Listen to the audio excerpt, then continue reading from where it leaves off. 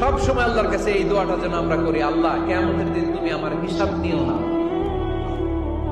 আল্লাহ তুমি আমার বিচার বসিও না, আল্লাহ তুমি দয়া করে আমারে মাফ করে দিও।